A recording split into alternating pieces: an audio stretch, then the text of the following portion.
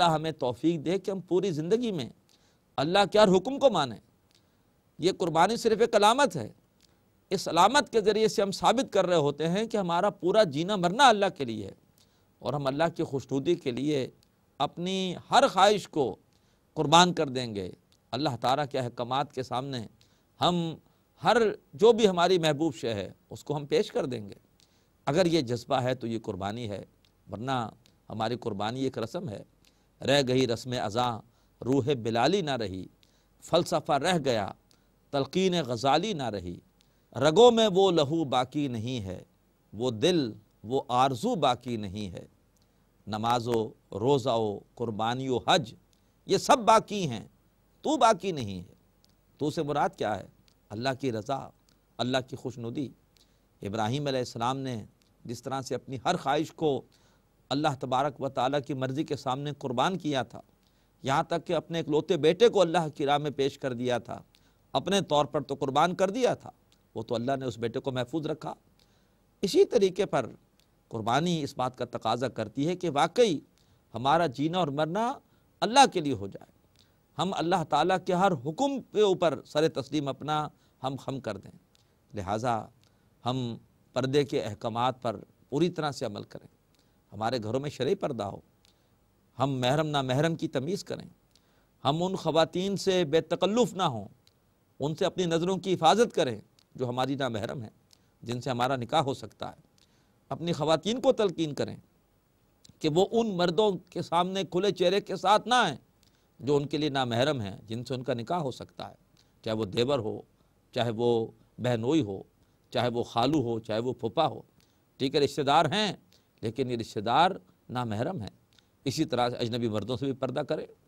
اسی طریقے پر ہماری معیشت رزق حلال تک محدود ہو، ہمارے شادی بیاہ میں صرف اور صرف وہ کام ہوں جو کہ شریعت سے ثابت ہیں۔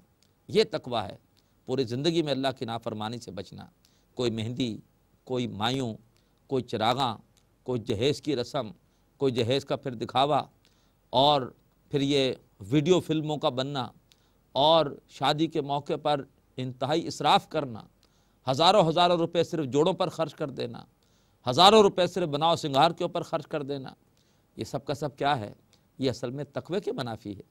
ہماری ہر چیز اللہ کے احکامات کے مطابق ہو، غمی کے موقع پر کوئی بدعت نہ ہو، غمی کے موقع پر صرف وہ کچھ ہو جو کہ اللہ کے رسول کی سنت سے ثابت ہے۔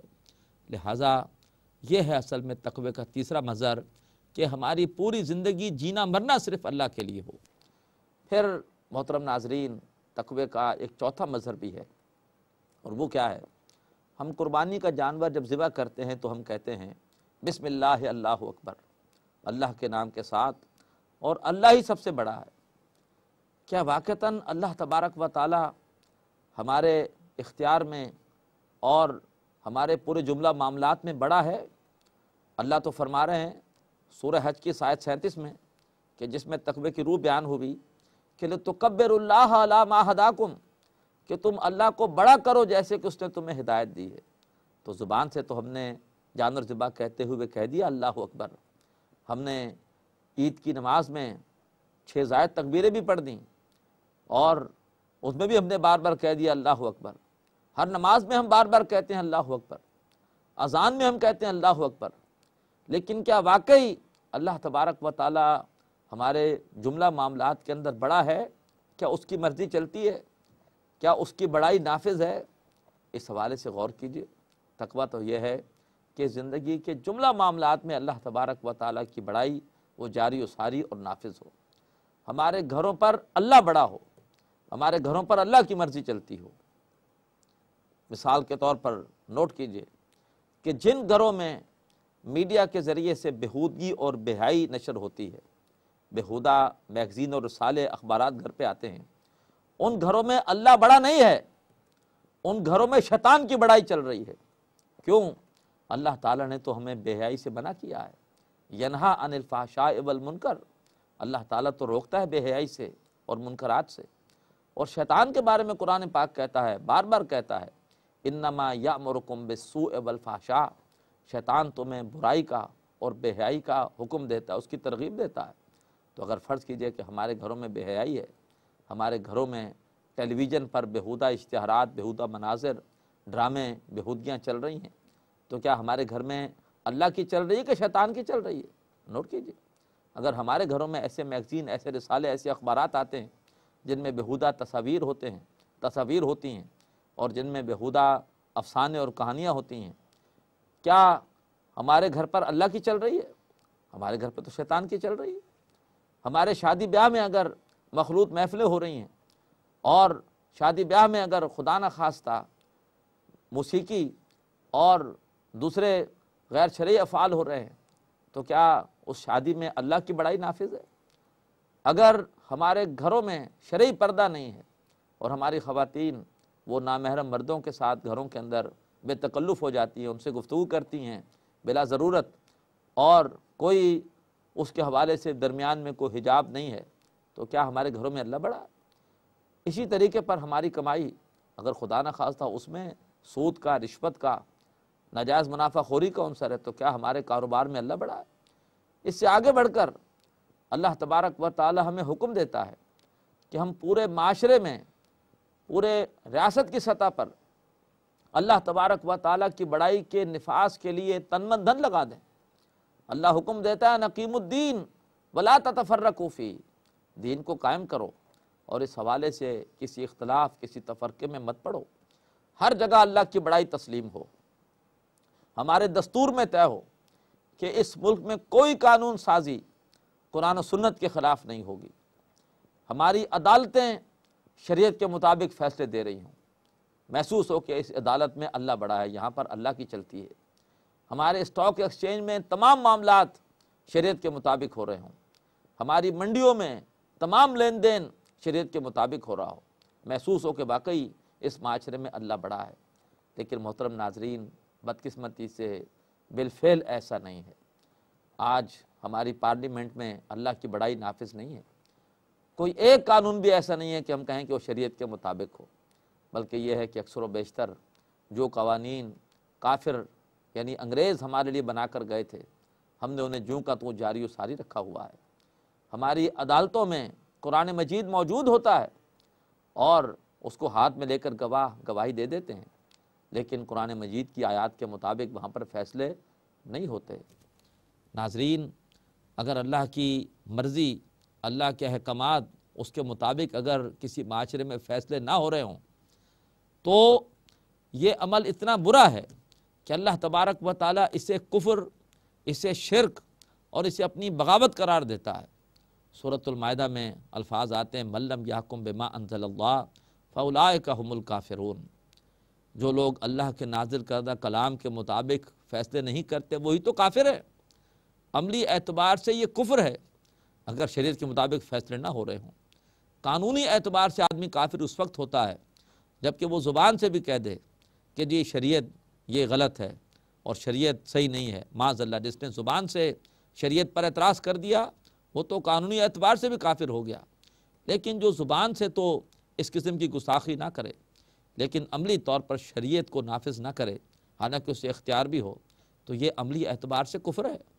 اسی طرح فرمایا من لم یحکم بما انزل اللہ فاولئک هم الظالمون، سورہ مائدہ آیت نمبر 45، کہ جو لوگ اللہ کے نازل کردہ کلام کے مطابق فیصلے نہیں کرتے وہی تو ظالم ہیں۔ اور ظلم قرآن مجید شرک کو کہتا ہے، وہ مشرک ہیں، وہ شرک کر رہے ہیں، انہوں نے اللہ تبارک و تعالیٰ کی حاکمیت میں کسی اور کو شریک کر دیا ہے۔ اسی طریقے پر اسی صورت کی آیت نمبر 47 میں فرمایا وَمَن لَّمْ يَحْكُم بِمَا أَنزَلَ اللَّهُ فَأُولَٰئِكَ هُمُ الْفَاسِقُونَ، جو لوگ اللہ کے نازل کردہ کلام کے مطابق فیصلے نہ کریں وہی تو فاسق یعنی وہی تو باغی ہیں۔ تو گویا ایسا نظام وہ کافرانہ ہے، وہ مشرکانہ ہے، وہ باغیانہ ہے کہ جس میں اللہ کی بڑائی کو تسلیم نہ کیا جائے۔ تو اللہ تبارک و تعالی ہمیں سورہ حج کی آیت نمبر 37 میں جہاں قربانی کی روح بتا رہے ہیں وہیں پر قربانی کا حاصل یہ بتا رہے ہیں کہ لِتُكَبِّرُوا اللَّهَ عَلَىٰ مَا هَدَاكُمْ، تم اللہ تعالیٰ کو بڑا کرو، اللہ کی بڑائی کو نافذ کرو جیسے کہ اللہ نے تمہیں قرآن مجید کے ذریعے سے ہدایت دی ہے۔ وَبَشِّرِ الْمُحْسِنِينَ، اور جو بھی محسن ہیں، جو اللہ تبارک و تعالیٰ کے احکامات کے مطابق عمل کرنے والے ہیں، نیکیاں کرنے والے ہیں، اللہ تبارک و تعالیٰ کے احکامات کو جاری و ساری کرنے کے لیے تن من دھن لگانے والے ہیں، انہی کے لیے بشارتیں، انہی کے لیے خوشخبریاں ہیں۔ تو محترم ناظرین، اللہ تبارک و تعالیٰ سے دعا کیجئے کہ جہاں اللہ نے ہمیں کچھ عمل کی توفیق دی ہے، ہمیں توفیق دی ہے کہ ہم اس کی رضا کے لیے قربانی پیش کر رہے ہیں، لیکن صرف قربانی کا ظاہر نہ ہو بلکہ قربانی کی حقیقت ہمارے کردار میں ہو، واقعتاً تقوی ہماری قربانی کے ساتھ ساتھ وہ شامل ہو۔ اس کا تقاضا ہے کہ ہماری قربانی خالص اللہ کی رضا اور آخرت کے اجر کے لیے ہو۔ ہم قربانی کے لیے رزق حلال تک اپنے آپ کو محدود رکھیں، حلال کمائی سے اللہ کی راہ میں قربانی پیش کریں، اور پھر واقعتاً ہمارا جینا، ہمارا مرنا، ہماری پوری زندگی اللہ تبارک و تعالیٰ کے احکامات کے مطابق ہو۔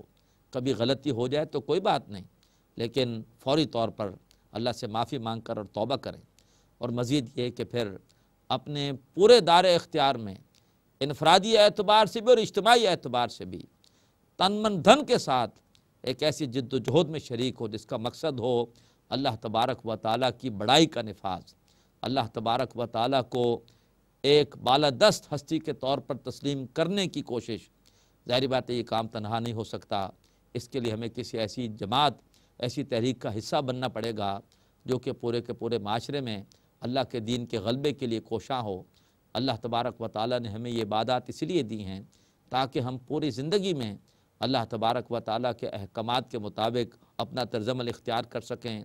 جہاں اختیار ہے وہاں پر دین پر عمل کریں، جہاں اختیار نہیں ہے وہاں پر عمل کرانے کی کوشش کریں۔